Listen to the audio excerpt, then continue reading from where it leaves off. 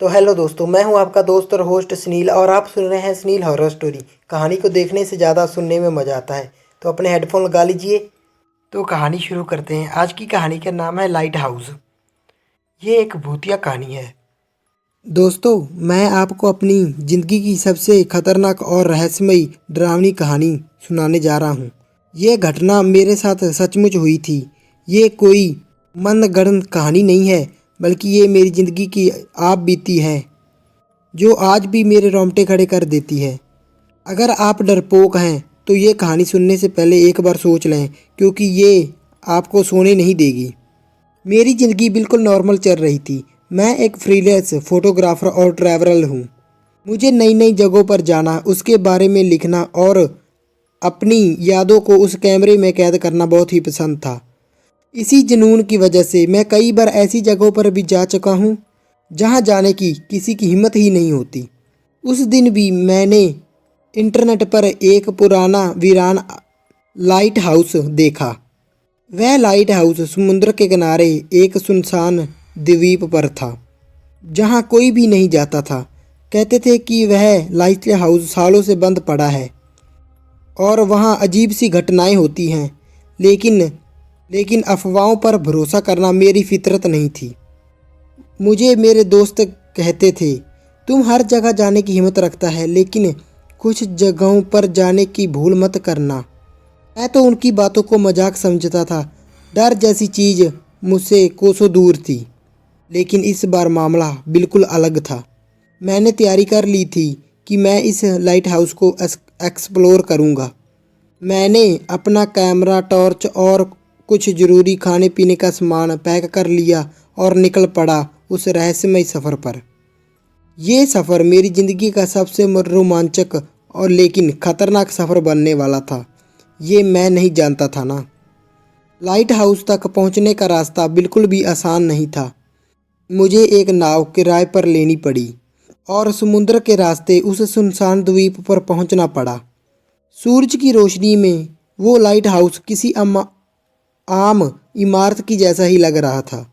मैंने चारों तरफ देखा, सिर्फ समुद्र की लहरों की आवाज़ ही थी। कोई अजीब एहसास नहीं हुआ, कोई मुझे डर नहीं लगा। मैं चलता चलता लाइट हाउस के अंदर गया। वहाँ बस धूल थी, जाले थे और खंडर जैसी हालत हुई पड़ी थी। ऐसा लग रहा था कि सालों से यहाँ कोई आया ही नहीं हो। मैंने वहाँ पर कुछ तस्वीरें ली अपने कैमरे से और अपना टेंट बाहर लगा लिया। पहली रात बिल्कुल शांत थी। ना कोई अजीब एहसास हुआ, ना कोई हलचल, बस ठंडी हवा और समुद्र की लहरें। मैं सोचने लगा कि ये जगह सच में बस एक खंडर ही है और बाकी सब लोग बेवजह ही डरते हैं। लेकिन मुझे क्या पता था कि ये सब शुरुआत थी। रात के सन्नाटे में समुद्र की आवाज़ें मुझे सुकून दे रही थी। मैं अपने टेंट में आराम से लेटा हुआ था। हल्की ठंडी हवा चल रही थी। चारों तरफ बस अंधेरा और शांति ही शांति थी। मुझे सब कुछ एकदम नॉर्मल ही लग रहा था। मुझे बिल्कुल भी ये अंदाज़ा नहीं था कि अगले कुछ घंटों में चीज़ें बिल्कुल बदलने वाली थी। थोड़े टाइम बाद मैं सो गया और सुबह होते ही मैं लाइट हाउस के आसपास टहलने निकला। चारों तरफ बस वीरान चट्टानें थीं, समुंदर और दूर दूर तक कोई इंसान भी नहीं दिख रहा था। मैंने अपने कैमरे से कुछ तस्वीरें ली और लाइट हाउस के और अंदर जाने का फैसला किया। जैसे ही मैं अंदर पहुंचा, मुझे वहां एक पुरानी धूल से भरी लकड़ी की सीढ़ी मिली जो ऊपर लाइट हाउस की लाइट रूम तक जा रही थी। मैंने सोचा, चलो ऊपर जाकर समुद्र का नज़ारा देखते हैं। मैं धीरे धीरे सीढ़ियाँ चढ़ने लगा। सीढ़ियाँ कमज़ोर लग रही थी। हर कदम पर हल्की चमराहट थी, जैसे कोई आवाज़ भी टूटने की आ रही हो। भी बहुत ही कमज़ोर हो चुकी थी सीढ़ियाँ, लेकिन मेरे मन में अभी तक कोई डर और ना कोई अजीब एहसास था। जब मैं ऊपर पहुंचा तो वहां एक टूटा फूटा पुराना कंट्रोलर पड़ा हुआ था और लाइट हाउस की कांच की खिड़कियां भी टूटी हुई थीं। हर तरफ सिर्फ धूल ही धूल थी। मैं वहाँ से समुद्र की ओर देखने लगा। नज़ारा तो कमाल का था। नीला समुद्र, अनगिनत लहरें और सूरज की रोशनी। जब मैं नीचे उतरने के लिए मुड़ा तो मैंने देखा कि लाइट हाउस का लकड़ी का दरवाज़ा हल्का सा हिल रहा था, जैसे किसी ने उसे छुआ हो। जैसे ही मैं नीचे पहुंचा और दरवाज़ा खोलने लगा तो वह अजीब तरीके से अटक गया। ये वही दरवाज़ा था जो कुछ देर पहले खुला था। अजीब है, मैंने खुद से कहा। थोड़ी कोशिश करने के बाद दरवाज़ा खुद ब खुद खुल गया। मैं लाइट हाउस के बाहर आया और अपने टेंट की ओर गया। लेकिन जैसे ही मैं अपने टेंट के पास पहुंचा, मैंने देखा कि मेरा बैग थोड़ा सा खिसका हुआ था। मैंने तो इसे यहाँ रखा था। मैंने खुद से सवाल किया। हो सकता है हवा की वजह से सरक गया हो, मैंने खुद से ये कहा और खुद को समझाया। मैंने बैग चेक किया नीचे झुककर। सब कुछ वैसा ही था, बस उसका जिप हल्का सा खुला हुआ था। शायद मैंने खुद ही बंद नहीं किया होगा, मैंने सोचा और जिप बंद कर दिया। दिन भर मैंने द्वीप पर घूमकर तस्वीरें खींची, लेकिन सब कुछ सामान्य ही लग रहा था। लेकिन अब रात हो चुकी थी और मैंने अपना टेंट जिप करके बंद कर दिया।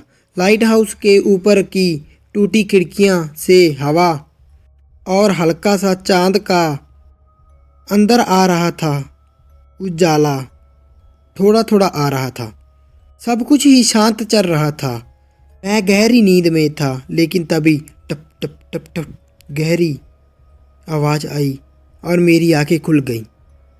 ऐसा लग रहा था कि जैसे कोई सीढ़ियों पर चढ़ रहा हो, लेकिन यहाँ तो कोई नहीं था मेरे अलावा। मैंने अपनी टॉर्च उठाई और धीरे से टेंट की जिप खोली और बाहर गया। अंधेरा था बाहर बहुत। सिर्फ और सिर्फ समुद्र की लहरों की आवाज़ आ रही थी। मैंने लाइट हाउस की तरफ देखा। सब कुछ नॉर्मल था, लेकिन लाइट हाउस के अंदर से हल्की ठक ठक जैसी आवाज़ आ रही थी, जैसे कोई हल्के कदमों से घूम रहा हो। मेरा दिल थोड़ा सा तेज धड़कने लगा। शायद कोई जानवर हो। मैंने खुद को समझाया और वापस सोने की कोशिश की, लेकिन जैसे ही मैंने आंखें बंद की, क्लिक, ऐसा लगा कि जैसे किसी ने मेरे कैमरे का बटन दबाया हो और फ़ोटो की हो। मेरा दिल अब थोड़ा सा तेज़ धड़कने लगा था। शायद कोई जानवर होगा, मैंने खुद को फिर कहा। लेकिन बटन दबाया, ये हो कैसे सकता है? मैंने तुरंत उठकर कैमरा चेक किया, लेकिन उसमें कुछ भी नहीं था। मुझे अब हल्की सी बेचैनी महसूस हुई, लेकिन डर अभी भी नहीं लग रहा था। हो सकता है कि ये सब मेरा भ्रम हो। मैंने खुद को फिर से समझाया और लेट गया। रात भले ही अजीब थी, लेकिन मैं अपने आप को समझा तो चुका था कि ये सब भ्रम होगा। मैंने ज़्यादा ध्यान नहीं दिया और सोने की कोशिश की। लेकिन अगले दिन कैसे ऐसा हुआ जिसने मेरे दिमाग पर ये बात बिठा दी कि इस जगह पर कुछ तो गड़बड़ है। सुबह ही ठंडी हवा ने मुझे जगा दिया। मैं टेंट से बाहर निकला, चारों तरफ नजरें दौड़ाई। सब कुछ वैसा ही था जैसा मैंने रात में देखा था। लेकिन जब मैंने अपना कैमरा उठाया तो मेरी आंखें तो फटी की फटी रह गई। कैमरा ऑन था। कैमरा तो ऑन ही था, और सबसे अजीब बात, उसमें रात की कुछ तस्वीरें थी जिसे मैंने लिए ही नहीं थी। तस्वीरें मैंने तेज़ी से कैमरे की स्क्रीन पर तस्वीरें देखी। वो सभी लाइट हाउस के अंदर की थी। कुछ तो तस्वीरें बिल्कुल धुंधली थीं, लेकिन उसमें सीढ़ियों और लाइट हाउस के ऊपर के कमरे का एक कोना साफ नज़र आ रहा था। ये कैसे हो सकता है? मैंने खुद से कहा। रात को तो मैंने कैमरा बंद कर दिया था और बैग में रखा था, लेकिन तो फिर ये तस्वीरें कौन खींच रहा था? मैंने अपने दिमाग को शांत किया। शायद मैंने ही गलती से कोई बटन दबा दिया होगा, या फिर कैमरा ऑन रह गया होगा। लेकिन एक अजीब सी बेचैनी मेरे अंदर बैठ गई थी। मैंने तुरंत तय किया कि आज लाइट हाउस के अंदर जाकर हर कोना अच्छे से देखूंगा। मैं दोपहर के समय फिर से लाइट हाउस के अंदर गया। अब की बार मुझे वहाँ कुछ अलग एहसास महसूस हुआ। कल जहाँ धूल और जाले पड़े थे, वहाँ आज हल्के हल्के कदमों के निशान बने हुए थे। वहाँ कोई आया था। मैंने टॉर्च निकाली और चारों तरफ रोशनी डाली। वहाँ कोई नहीं था, लेकिन मेरे दिल की धड़कनें तो अब तेज हो चुकी थीं। जैसे ही मैं ऊपर कमरे की ओर बढ़ा, मुझे हल्की सी बदबू महसूस हुई, जैसे किसी पुराने सड़े गले लकड़ी के फर्श की होती है। मैं ऊपर पहुंचा। वहाँ वही टूटी फूटी चीज़ें पड़ी थी, लेकिन अब मुझे लगने लगा था कि ये जगह खाली नहीं है। मैंने अपनी टॉर्च बंद की और खिड़की के पास खड़ा हो गया। समुंदर शांत था। मुझे सब कुछ सामान्य लग रहा था, लेकिन जैसे ही मैं पीछे मुड़ा, मेरी सांस रुक गई। लाइट हाउस की पुरानी टूटी हुई लाइट हल्की हल्की अब जलने लगी थी। वह लाइट हाउस की लाइट जो सालों से बंद पड़ी थी, अचानक हल्की हल्की अपने आप टिमटिमा रही थी। मैं वहाँ जम गया। वहाँ कैसे हो सकता है? तभी मुझे एक अजीब सी फुसफुसाहट सुनाई दी। चले जाओ, यहाँ से चले जाओ। मेरे तो जैसे रोंगटे ही खड़े हो गए। आवाज़ बहुत धीमी थी, लेकिन इतनी साफ थी कि मैंने उसे सुना। मैंने टॉर्च ऑन की और तुरंत नीचे की ओर भागा। मेरी चाल तेज हो गई थी और दिल बुरी तरह से धड़क रहा था। मैं जैसे ही लाइट हाउस से बाहर निकला और अपने टेंट के पास पहुंचा, मैंने देखा कि मेरा बैग फिर से खुला हुआ था, लेकिन इस बार सामान इधर उधर बिखरा हुआ था। अब मैं डरने लगा था। क्या कोई यहाँ है? मैंने ज़ोर से आवाज़ दी। कोई जवाब नहीं आया, लेकिन समुंदर की लहरें के बीच मुझे ऐसा लगा जैसे कोई कोई दूर कहीं हंसने की हल्की हल्की आवाज़ आ रही थी। मैंने टेंट का सामान समेटा और जल्दी से कैमरा चेक किया। कैमरे में एक नई तस्वीर थी, लेकिन इस बार तस्वीर मेरे टेंट के पास की थी। ये क्या बकवास हो रही है? किसी ने मेरा कैमरा उठाया, तस्वीर खींची और वापस रख दिया, लेकिन कैसे और कौन? शाम होने लगी थी, लेकिन मैं ये तय नहीं कर पा रहा था कि मैं यहाँ रुकूं या वापस चला जाऊं। लेकिन मुझे अंदर से एक अजीब सा एहसास हो रहा था कि मुझे सच्चाई का पता लगाना होगा। रात होने वाली थी। अब तो समुंदर मुझे पहले से ज़्यादा डरावना लग रहा था। लाइट हाउस की टूटी खिड़कियों में अंधेरा भरने लगा था और तभी लाइट हाउस की ऊपर खिड़की में कोई खड़ा था। पूरी रात तरह घिर चुकी थी।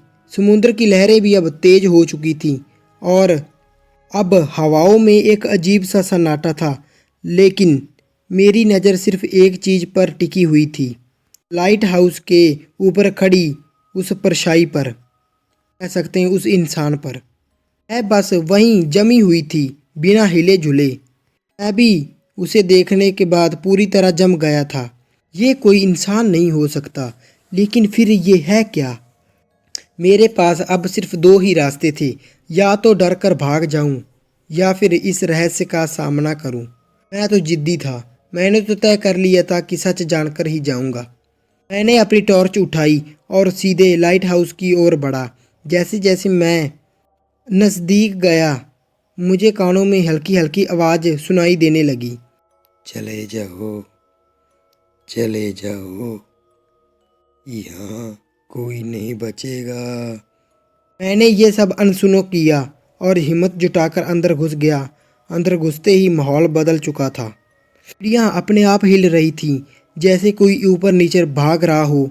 चारों तरफ अजीब सी ठंडी हवा चल रही थी और सबसे डरावनी बात तो ये थी कि लाइट हाउस की वो टूटी हुई लाइट अब पूरी तरह से जल रही थी। मैंने ऊपर की तरफ देखा, कोई वहाँ नहीं था। मैंने धीरे धीरे सीढ़ियाँ चढ़नी शुरू की। हर कदम के साथ मेरे कानों में किसी की सिरसराने की आवाज़ आ रही थी। जब मैं ऊपर पहुंचा तो वहां का नज़ारा देखकर मेरे तो पैरों के थल्ले ही ज़मीन खिसक गई। एक अधजला इंसानी कंकाल ज़मीन पर पड़ा था। मैं वहीं खड़ा रह गया। तभी अचानक दरवाज़ा अपने आप बंद हो गया। अब मुझे पता चल चुका था कि मैं अंदर फंस चुका हूँ। तभी मुझे अपनी पीठ के पीछे किसी की सांसें सुनाई दी। मेरे तो सांस ही अटक गई। मैंने धीरे से मुड़कर देखा। एक औरत खड़ी थी। उसकी आंखें गहरी काली रंग की थी। चेहरा बिल्कुल ही जल चुका था और उसकी टूटी फूटी हड्डियां साफ दिखाई दे रही थी। वह सिर्फ मुझे ही घूर रही थी। तुम यहाँ नहीं आ सकते। उसकी आवाज़ ठंडी उठी। मेरे तो सांस ही अटक गई थी। डर के बावजूद मैं जानता था कि ये सब क्यों हो रहा था। भी अचानक मुझे तो चारों तरफ अजीब अजीब दृश्य दिखने लगे। 20 साल पहले की घटना अपने आप एक साथ मेरे सामने आ गई। यहाँ एक महिला काम करती थी जो लाइट हाउस की देखभाल करती थी। एक रात एक जहाज ने इशारा किया लेकिन लाइट हाउस की रोशनी बंद थी। जहाज चट्टानों से टकरा गया और डूब गया। जब लोगों को इस बात का पता चला कि जहाज इस लाइट हाउस की वजह से डूबा है तो लोगों ने इस महिला को जिंदा ही जला दिया। उसकी चीखें चारों तरफ गूंज रही थी और तब से ही उसकी आत्मा यहीं भटक रही थी। अब तुम भी नहीं बचोगे। उसने कहा और मेरी तरफ बढ़ने लगी। मेरा दिल अब जोर से तेजी से धड़क रहा था।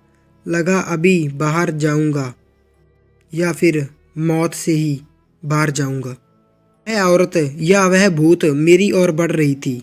उसकी काली गहरी आंखें मुझे ही घूर रही थीं। कमरे में ठंडी अचानक इतनी बढ़ गई कि मेरी सांसें ही जमने लगी। मैंने पूरी ताकत से लगाकर दरवाज़ा खोलने की कोशिश की लेकिन वह हिल भी नहीं रहा था। तुम यहाँ से जिंदा नहीं जाओगे। मुझे यहाँ पर जिंदा जलाया था ना।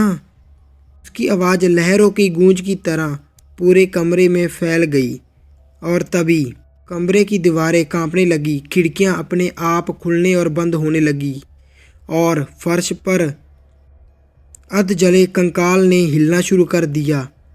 अब मेरे पास ज़्यादा वक्त नहीं था। मैंने चारों तरफ देखा। कमरे में अब सिर्फ एक ही रास्ता बचा था, खिड़की। मैंने झट से बैग उठाया और दौड़कर खिड़की की ओर भागा लेकिन तभी उस आत्मा ने मेरा हाथ पकड़ लिया। उसकी ठंडी जलती हुई उंगलियां मेरी तो कलाई में ही अड़ गई। तुम भी जलोगे जैसे मैं जली हूँ। मैंने पूरी ताकत से हाथ छुड़ाने की कोशिश की लेकिन उसकी पकड़ बहुत ही मजबूत थी। अचानक मैंने अपने बैग से पड़ी टॉर्च निकालकर रोशनी उसके चेहरे पर डाल दी। वह अचानक चीख पड़ी। उसकी काली आंखें सफ़ेद पड़ गईं और उसकी चमड़ी झुलसने लगी। मैंने ये मौका नहीं गंवाया। जोर से धक्का दिया और खिड़की से छलांग लगा दी। मैं 30 फुट ऊंचाई से नीचे गिर रहा था। हवा की तेज लहरों के बीच से मैंने खुद को समेटने की कोशिश की। नीचे गिरते ही मैंने किसी तरह खुद को बचाया लेकिन मेरी पैर और बाजू बुरी तरह से चोटिल हो गए थे। पीछे से फिर वही भयानक आवाज़, तुम बच नहीं सकते, मैं तुम्हें ढूंढ लूंगी। मैंने बिना पीछे देखे लंगाते हुए दौड़ लगा दी। जैसे ही मैं टेंट के पास पहुंचा, मैंने देखा कि मेरा पूरा सामान अपने आप जलने लगा था। टेंट, बैग, कैमरा और सब कुछ आग की लपटों में था। अब इसके बाद तो वहां रुकने का कोई सवाल ही नहीं पैदा होता था। मैंने बेड़ी की तरफ दौड़ लगाई, दरवाज़ा खोला, अंदर बैठा और पूरी ताकत से इंजन स्टार्ट किया। लेकिन जैसे ही मैंने फिर से भगाते हुए पीछे देखा, लाइट हाउस की ऊपरली खिड़की से वही भूतिया औरत मुझे देख रही थी। मुझे फिर से डर लगा। तुम बच नहीं सकते, उसकी आवाज़ इतनी खौफनाक थी कि मेरे रोंगटे ही खड़े हो गए। जैसे ही मैंने एक्सीलेटर दबाया, कार के शीशे पर कार नहीं सॉरी सॉरी शीशे पर बोर्ड के शीशे पर एक खून से लिखा हुआ संदेश उभर आया, तुम फिर आओगे। पूरी ताकत से बोर्ड भगाने लगा, अब तक कि मैं उस भयानक जगह से मीलों दूर नहीं निकल गया। आज भी जब मैं उस भयानक घटना को याद करता हूँ तो मेरी तो रूह कांप जाती है। मुझे नहीं पता कि वह औरत भूतिया अब भी वहाँ है या नहीं, लेकिन एक बात मैं पक्का कह जानता हूँ और कह सकता हूँ, मैं उस लाइट हाउस में दोबारा कभी नहीं जाऊँगा। लेकिन मुझे लगता है जैसे वो आज भी मेरा इंतज़ार कर रही है। तो दोस्तों, कैसी लगी आपको ये कहानी? लाइक शेयर कमेंट करके ज़रूर बता देना और चैनल को सब्सक्राइब कर लेना। और मिलते हैं ऐसी और भी खौफनाक कहानी में। दोस्तों, कभी कभी मैं रुक जाता हूँ और अभी अभी नया चैनल शुरू किया है, और कोई गलती हो जाए तो माफ़ कर देना आप मुझे। और मिलते हैं इससे भी डरावनी कहानी में। बाय। और तब तक के लिए धन्यवाद।